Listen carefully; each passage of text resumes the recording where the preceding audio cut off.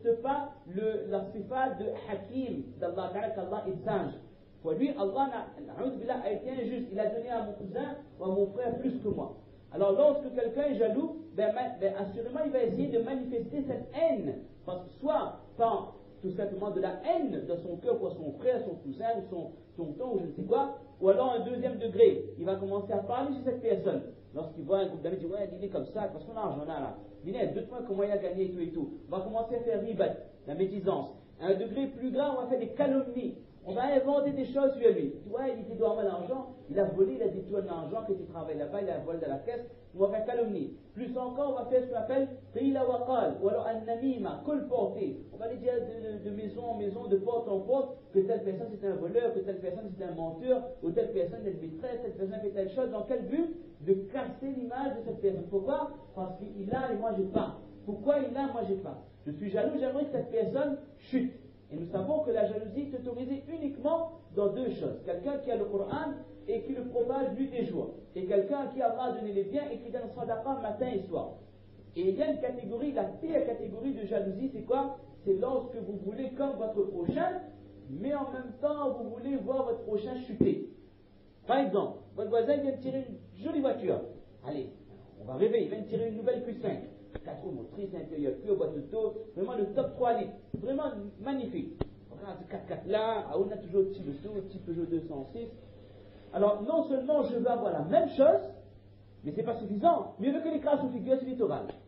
Au moins, moi, il n'a plus 5, et lui, il va prendre un petit Scarlett ou alors un petit auto, quoi. C'est-à-dire, non seulement je suis jaloux, je suis envieux, mais en même temps, je veux que lui, il pèse au bienfait. Au moins, je suis le plus fort et lui le plus faible. Il a eu un bon travail dans telle entreprise, telle usine qui vient d'ouvrir, ou tel bureau, il a eu un bon travail, il a diplôme comme moi, il a eu un bon travail. C'est pas suffisant que j'aimerais avoir aussi un poste dans la même entreprise. Non, je veux avoir un poste équivalent, mais je veux que lui soit licencié. Ça, c'est la méchanceté dans le cœur des gens. Et na'udhu billah, il y a beaucoup de gens qui ont cette méchanceté dans le cœur. Et ça, c'est contraire aux qualités du musulman. Le musulman, il est content quand il vous arrive quelque chose, et il est triste quand il vous arrive un malheur. Ça, c'est la véritable qualité du musulman, alors que les hypocrites, c'est quoi? Quand il vous arrive quelque chose de bien, ils sont tristes. Et quand il vous arrive un malheur, ils sont contents. Il a rodé, il a mérité. D'accord? Donc, à l'origine des problèmes entre Yusuf et ses frères, c'était quoi? Al-Hassad. C'était la jalousie. Alors, tout à l'heure, on était où ça? Le colporté. Et quand on est vraiment jaloux, une personne peut aller plus loin. Une personne peut même aller voir un sorcier, aller faire la sorcellerie contre cette personne. Arrange, Ali, que lui perde ce travail, lui perde son femme, lui fait un accident, lui tombe malade, il ne gagne plus de travail. Et ça, mes chers frères, je vous donne ma parole que ça existe. Qu'Allah nous protège, et celui qui fait ça, c'est le kufr direct. Celui qui va voir ce genre de choses. Et ça fait partie des sab'il mubiqat, des 7 péchés destructeurs. Hein? Il y a quelqu'un qui me demandait hier, c'est quoi les 12 péchés capitaux? Moi j'ai dit que dans l'islam, il n'y a pas 12 péchés capitaux, mais il y a ce qu'on appelle as-sab'ul mubiqat, les 7 péchés qui sont destructeurs parmi ceux-là, la sorcellerie. Et puis ça peut aller pire encore, tellement je suis jaloux que je suis prêt à aller tuer cette personne. Ça, il y a des effets divers. Un mari jaloux, il va tuer sa femme, ou tuer sa maîtresse, ou tuer machin parce qu'il a trompé ou autre chose. Bon là, c'est la jalousie justifiée, je ne dis pas non, hein. Mais je veux dire que la jalousie, mes chers frères, c'est tellement grave, vous ne pouvez pas vous imaginer, ça peut aller jusqu'à où ça les conséquences. Qu'est-ce que ça peut vous faire la jalousie? Donc le musulman, il doit toujours être conscient que ce qu'Allah me donne, je remercie Allah. Je ne regarde pas ceux qui ont plus, mais je regarde ceux qui ont moins que moi. Et tout ce qu'Allah a donné, il y a une sagesse dedans. Moins j'aurai à rendre de compte, je vais de Qiyamah. On n'oublie jamais que les pauvres entreront avant les riches dans le paradis. Combien d'années avant? 500 années, comme on l'avait expliqué là, la dernière fois. Alors regardez les manigances des frères d'Yusuf alayhi salam. Oh, Kotolo Yusuf. Elle dit, soit on le tue, soit on l'abandonne dans un endroit, afin que notre père ne le voit plus du tout. Et là, regardez comment ils ont dit quelque chose de pervers, na'udhu billah. وَتَكُونُوا مِنْ بَعْدِهِ قَوْمًا صَالِحِينَ. Alors là, les ulama disent que qu'est-ce qu'ils ont voulu faire? Ils prévoient le péché et ils prévoient le tawbah ensuite. Elle dit ensuite vous serez des gens salihin, des gens, comment on pourrait dire ça? Des gens bien, des gens de la droiture. Et elle dit que ça c'est la pire des choses. Quelqu'un dit bon, et quand il là, il occupe à lui demain, après, du moment il fait tawbah et puis c'est bon, il avait le péché. On rigole là.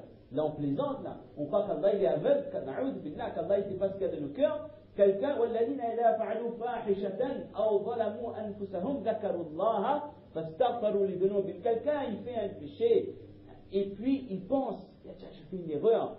Il demande pardon, فَاسْتَغْفَرُوا لِذُنُوبِهِمْ وَمَنْ يَغْفِرُ الذُّنُوبَ إِلَّا اللَّهُ. Allah vraiment il pardonne. وَلَمْ يُصِرُّوا عَلَى مَا فَعَلُوا يَعْلَمُونَ. Et la personne qui fait puis il sera, il ne recommence plus jamais. Ça c'est quelqu'un qui a fait une erreur vraiment, un péché par erreur, par inadvertance. Il a succombé. Il y avait un autre verset. إنما التوبة على الله للذين يعملون السوء بجهالة. Par jahala on fait un péché, oui, mais quelqu'un qui planifie l'erreur puis le tawbah, ça c'est plaisanté, ça na'oudh billah. Comment voulez-vous qu'Allah accepte quelqu'un qui demande un tawbah alors qu'il avait déjà l'intention de faire le péché, demander le tawbah? Les ulama disent que donc c'était la grande erreur de la manigance des frères de Yusuf alayhi salam. Donc comme on l'a dit, on va s'arrêter là. On a cité un verset de Surah Yusuf.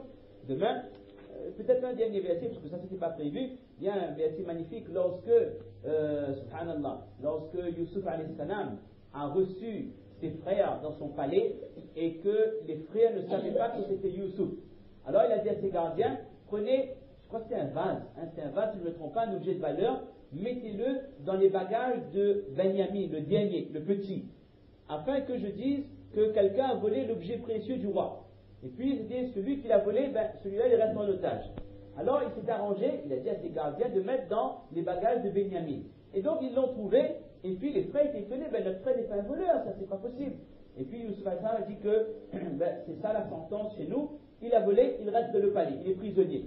Alors qu'est-ce que les frères ils ont dit? Inna lahu aban shaykhan kabira, fakhud ahadana makana. Il dit que, oh roi, cet enfant, son père est âgé, il est déjà âgé, prends quelqu'un d'autre parmi nous, mais pas lui. Parce que son papa est âgé. Et le Mufassirin, qu'est-ce qu'il dit à travers ce verset? Il dit que on comprend à travers cela qu'à toutes les générations, quelles que soient les époques, regardez l'époque de Yusuf alayhi salam, ça fait combien de siècles avant le prophète? Ça nous ramène à, wallahi, je ne sais même pas. Ça nous ramène à peut-être 20, 22, 23, 25, 37, je ne sais même pas. Depuis cette époque-là, dans la race humaine, on a intégré le fait qu'un enfant, sa place est auprès de ses parents. Quand les parents sont âgés, quand votre papa ou votre maman est âgé, le fils se doit d'être auprès de ses parents. Parce qu'ils nous disent comment tu vas reprendre cet enfant, tu vas garder cet enfant auprès de toi alors que son père est âgé. On comprend que lorsque un homme ou une femme est devenu vieux ou vieille et nos parents sont âgés, notre place à nous en tant qu'enfants, qu'on ait 15, 30, 40 ou 50 ans, c'est d'être au service de nos parents. Qu'Allah nous tawfiq, mes chers frères, de comprendre ces quelques paroles, de faire un mal, de mettre en pratique et de propager à nos mères et à nos soeurs. Subhana rabbika rabbil izzati amma yasifun, wa salamun ala al-mursalin, walhamdulillahi rabbil alamin.